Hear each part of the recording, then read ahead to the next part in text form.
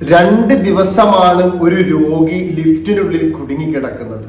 ഒരു രോഗിയായിട്ടുള്ള മനുഷ്യൻ, അതും ആ ലിഫ്റ്റ് വർക്ക് ചെയ്യുന്നത് അല്ലെങ്കിൽ ഉപയോഗിക്കുന്നത് ഓർത്തോ ഡിപ്പാർട്ട്മെന്റിന്റെ ഭാഗത്തുള്ള ലിഫ്റ്റ്. തിരുവനന്തപുരം മെഡിക്കൽ കോളേജിൽ നമ്മളെല്ലാവരും കഴിഞ്ഞ ദിവസം ആ വാർത്ത കണ്ടതാണ്, കേട്ടതാണ്. എന്റെ പ്രിയപ്പെട്ടവരെ, ഒരു മെഡിക്കൽ കോളേജ്, അതും നമ്മുടെ തലസ്ഥാന നഗരിയിലുള്ള ഒരു മെഡിക്കൽ കോളേജിൽ 2 ദിവസം ഒരു രോഗി ലിഫ്റ്റിൽ കുടുങ്ങിക്കിടന്നിട്ട് ആരും അറിഞ്ഞില്ല. അതിനപ്പുറം അവിടെ വിഷമത്തിലായി, സങ്കടത്തിലായിട്ട് ഈ രോഗിയെ ഈ മെഡിക്കൽ കോളേജിൽ നിന്ന് കാണാനില്ല എന്ന് പറഞ്ഞിട്ട് അവരുടെ ഭാര്യയും മക്കളും അവിടെ തിരുവനന്തപുരം പോലീസിന് പരാതി നൽകുന്നു. അതും പുറത്തു നിന്ന് ടൗണിൽ നിന്നൊന്നുമല്ല, ആ മെഡിക്കൽ കോളേജിൽ മരുന്ന് മേടിക്കാൻ പോയ വ്യക്തിയെ കാണാനില്ല എന്ന് പറഞ്ഞിട്ട് 2 ദിവസം ഈ ലിഫ്റ്റിൽ കുടുങ്ങിക്കിടക്കുക എന്ന് പറയുമ്പോ നമ്മളുടെയൊക്കെ ഭരണത്തിന്റെ, അതല്ലെങ്കിൽ നമ്മളുടെയൊക്കെ ഈ ഡിപ്പാർട്ട്മെന്റ് കൈകാര്യം ചെയ്യുന്നവരുടെ അവസ്ഥ എന്താണ്?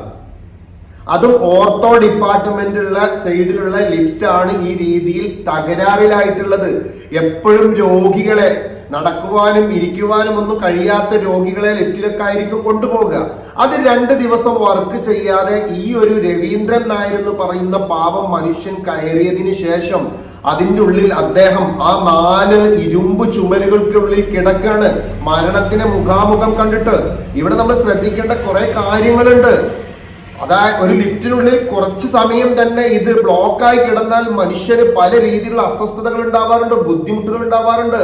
ഫോബിയാസ് ഒക്കെ ഉള്ള ആളുകളാണെങ്കിൽ 2 ദിവസമൊന്നും നിൽക്കില്ല, അപ്പോഴേക്കും മരണത്തെ മുഖാമുഖം കണ്ട് അതിലേക്ക് വഴുതി പോയിട്ടുണ്ടായിരിക്കും. കാരണം ആരോടും സംസാരിക്കാൻ പറ്റുന്നില്ല.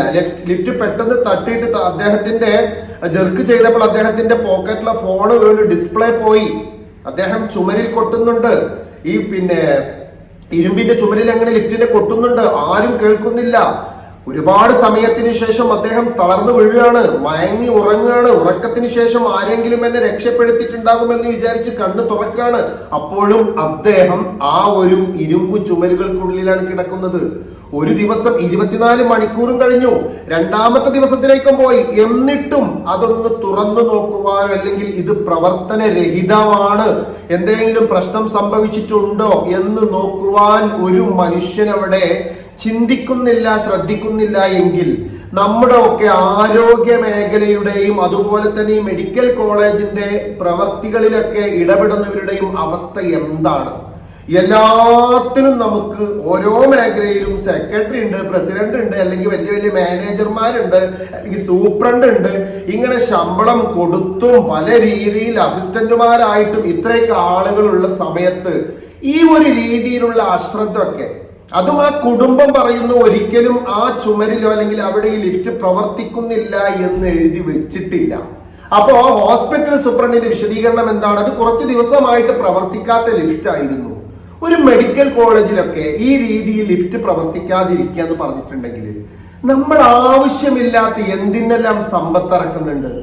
ഒരു കാര്യവുമില്ലാതെ അനാവശ്യമായിട്ട് എന്തെല്ലാം കാര്യങ്ങളിലാണ് ഇതിന്റെ കാര്യങ്ങളൊക്കെ ചെയ്യേണ്ട, അല്ലെങ്കിൽ ഇതിനൊക്കെ ആരോഗ്യമന്ത്രിയായിട്ടും മറ്റു രീതിയിലുള്ള സെക്രട്ടറിമാരായിട്ടും പല ആളുകളും ഇതെല്ലാം ഏറ്റെടുക്കുന്നുണ്ട്. സാധാരണക്കാരന്റെ അല്ലെങ്കിൽ നമ്മുടെ നാട്ടിലുള്ള ജനങ്ങളുടെ നികുതിപ്പണം കൊണ്ടും മറ്റും കൊണ്ടും ഇവർക്ക് നല്ല സാലറികൾ കിട്ടുന്നുണ്ട്.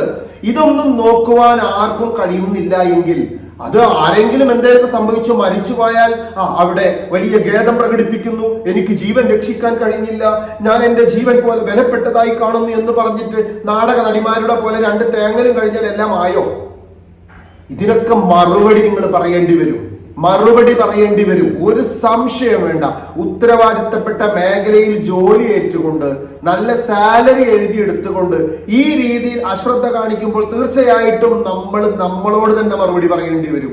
അതല്ലെങ്കിൽ നാളെ നിങ്ങളുടെയൊക്കെ കുടുംബത്തിൽ ഇതുപോലുള്ള അപകടങ്ങൾ വരുമ്പോഴേ മനസ്സിലാക്കാൻ പറ്റുള്ളൂ.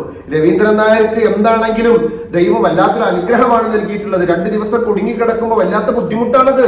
ലിഫ്റ്റിനുള്ളിൽ കുറച്ചു നേരം അത് പ്രവർത്തനരഹിതമായിട്ട് പ്രവർത്തിക്കാതെ നിൽക്കുമ്പോൾ വലിയ അസ്വസ്ഥത തോന്നും, ബേജാറ് തോന്നും.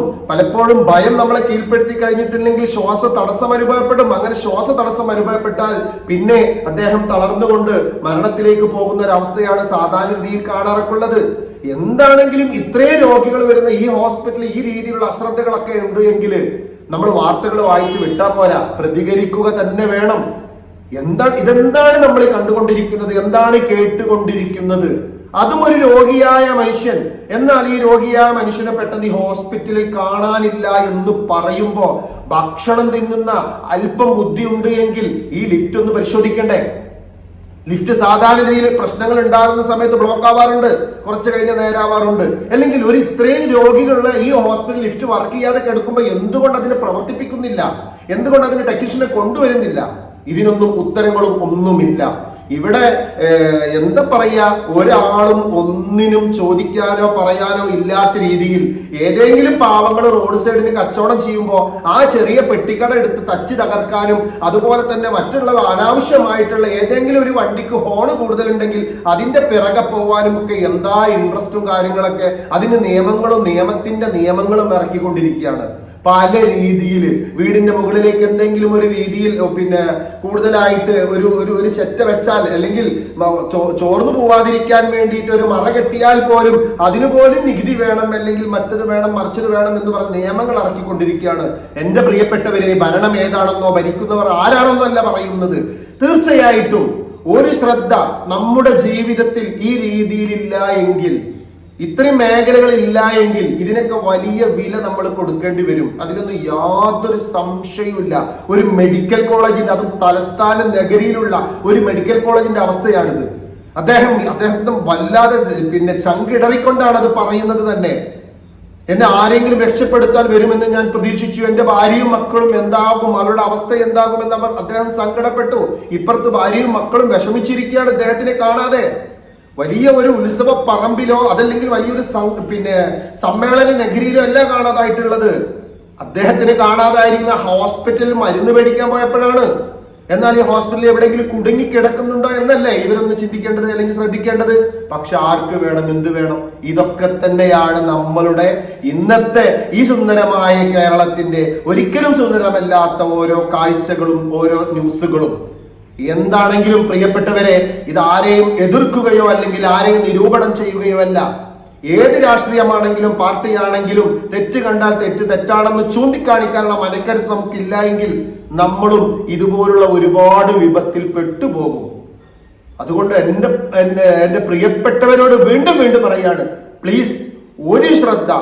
ആരോഗ്യ മേഖലയിലും അതുപോലെ തന്നെ വേണ്ട രീതിയിൽ പ്രവർത്തിക്കേണ്ട സ്കൂളുകളാവട്ടെ, കോളേജുകളാവട്ടെ, അല്ലെങ്കിൽ മനുഷ്യന് അനിവാര്യമായ മേഖല ഏതാണോ അതിലൊരു ശ്രദ്ധയുണ്ട് എങ്കിൽ അത് നാളത്തെ ഒരു ഭാവി നമുക്കും ഉണ്ടായിരിക്കും. ഏത് പാർട്ടിയാണോ ശ്രദ്ധിക്കുന്നത് അവർക്കും ഉണ്ടായിരിക്കും.